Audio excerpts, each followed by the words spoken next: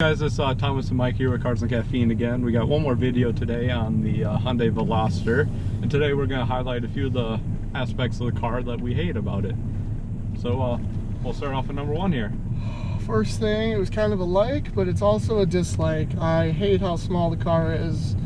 Can't put anyone in it to take anyone to go to the mall. Say I want to bring a friend with, like 2 friends with, to go to the mall and hang out for a bit. Yeah, that's not going to happen unless they're laying down in the trunk. Yeah, the back seat is very small, but and even like the center console area, like not a lot of people notice it, but like the center console in this thing is maybe a couple inches wide, and there's not a big enough gap between you and the next person so that you're yeah, exactly. So that you're still comfortable, and makes things kind of difficult just for driving. You can't really just slouch around, but other than that, yeah, it's just horribly small, and yeah. So next on our list is, I guess, the speed and acceleration of the vehicle. Considering turbo is in the name, you kind of expect it to be hopefully a fast car, and unfortunately it's not all that quick. It has about 200 horsepower, and you get, well, about 200 horsepower out of it, so it would have been nice to see a little bit larger engine in here, or something with a little bit higher output. Yeah, definitely. I mean, for 25 grand for what you're paying for the new one, I mean, you still would expect something in the low 6 to high 5 range for a 0 to 60, but we're just not getting that here. Yeah, and I think the biggest problem is just kind of how they market it too, so that you're expecting it to be fast or higher performance. So I think you're just kind of let down based on the expectations that they give you. Definitely. So another thing I don't like about this car, Jesus Christ, suspension.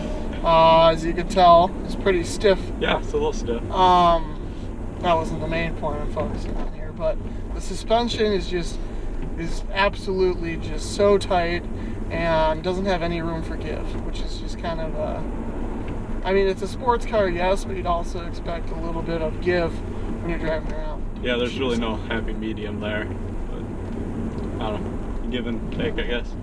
Yeah, definitely.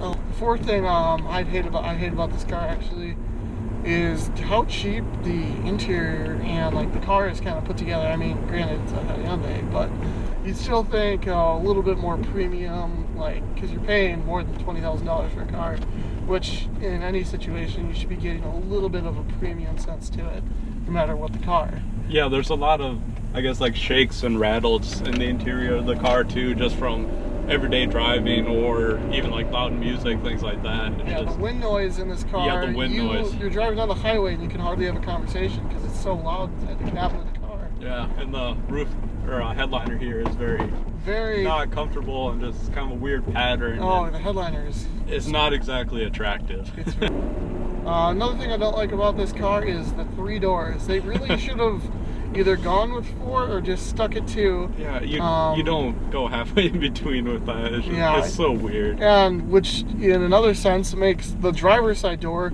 absolutely enormous. I did the measurements, and the driver's side door is longer than the doors on my mom's Escalade. And I'm like, okay, this makes it very difficult to open in a closed parking space, which is good. You can get into closed parking spaces with this car, but the door is so big that it just limits how far you can even open the door. Yeah, it just makes the proportions of the car really weird, where you had the large door on the driver's side and then 2 small doors on the passenger side. It's just very strange, and I don't foresee it ever being something that'll catch on in other vehicles. I'd much rather have 2 larger front doors and then just pull the seats forward and get into the back seat like that on a vehicle this size. Definitely. So in conclusion, those are some of the points about the car that we are not a huge fan of, and hopefully those can be addressed in future iterations of the car. But thanks for watching our coverage on the Hyundai Veloster, and if you're new to the channel, make sure you subscribe for more content, and hit that like button. Yeah, like the video, and we'll see you next time.